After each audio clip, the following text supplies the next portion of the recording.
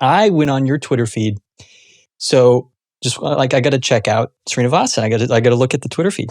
So I'm 3 tweets in, maybe it's the PBS reputation, the halo effect. And I'm like, I feel like no, these are good stories. He's tweeting good stuff. I'm soaking it up. And then 4 tweets in, Hari, and I'm starting to tear up. And it was this story of Nav Bhatia, the Toronto Raptors superfan. It's the NBA playoffs right now, so I'm watching the playoffs. And this is the tweet. It's a former car salesman that has never played in, coached, or broadcast a single NBA game, was included in the Hall of Fame induction with Kobe Bryant, Tim Duncan, Kevin Garnett. And I'm like, I got to read that. So yeah. I'm in on this feed. Can you help me tell the story of Nav? So, and you have not known this by the time we're doing this interview, but literally this morning, about 2 hours ago, I spent a half an hour interviewing Nav Bhatia. And so I am well prepared to answer this question. He is your traditional immigrant that came, he actually fled India in '84 when there were attacks on Sikh people there. And he came to Canada, he trained as an engineer, took jobs as a janitor, took jobs as a landscaper, got a job at a car dealership. None of the colleagues, respected him because he wore a turban. He outsold all of them. I want to say 129 sales and 140 sales in 3 months or something. Still like holds his record. Yeah, has a record on it. And then Hyundai moves him into a dealership across the way, and that was also ailing. And everybody at that dealership quits because they don't want to work for a Sikh guy, an Indian guy. And he builds it back up. He is literally one of the largest car dealers in Canada. He has 5 dealerships, 3 Hyundais and 2 Genesis dealerships.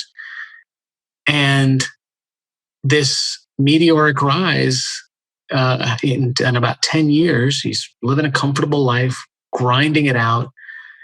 And the Toronto Raptors come into existence around 95. And he says, you know what? I'm just going to go ahead and buy a pair of season tickets, falls in love with the game, game 1.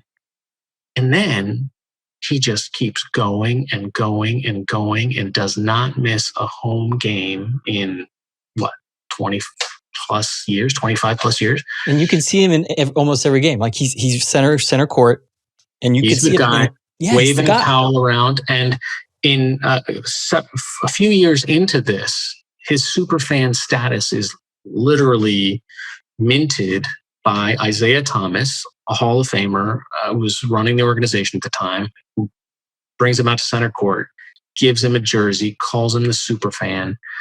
This guy is just one of those hearts of the institution of the Raptors now. And so he does things like buy thousands of tickets a year, every year on the sort of Sikh New Year, Vaisakhi in mid-April, and puts kids from all over, mosques and temples and churches and single parent households, everybody together to get them cheering for the Raptors and to try to build bridges.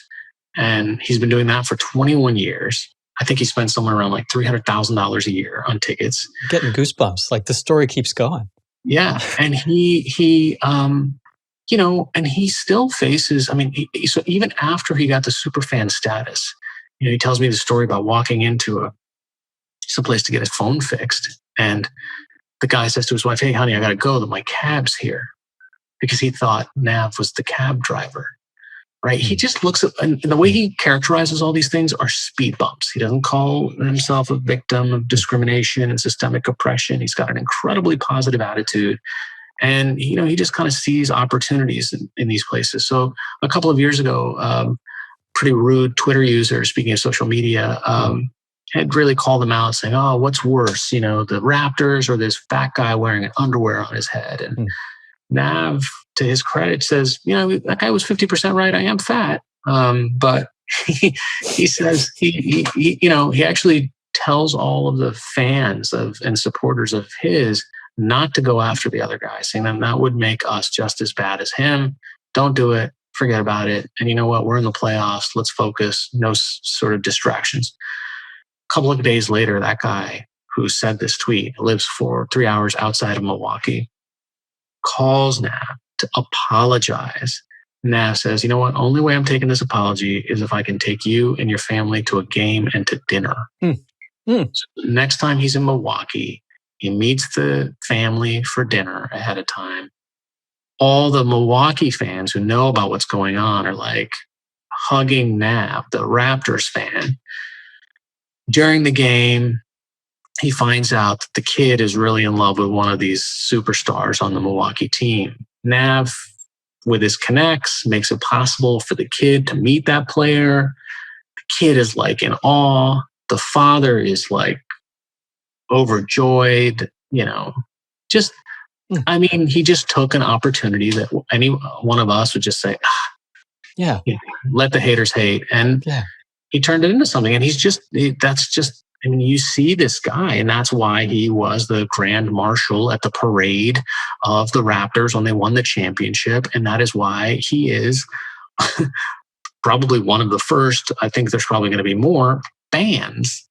This guy's not even 6 foot tall with the turban on, never played a pro game in his life. He has a championship ring and he has an NBA Hall of Fame ring. Yeah. Good on the NBA, I have to say. Good on the NBA. Smart. I mean, look, he says, part of the reason that if you go to a Raptors game, you're going to see kids in hijabs and turbans and yarmulkes in the stands because they've been coming for 15 years because it's a different type of community in a club.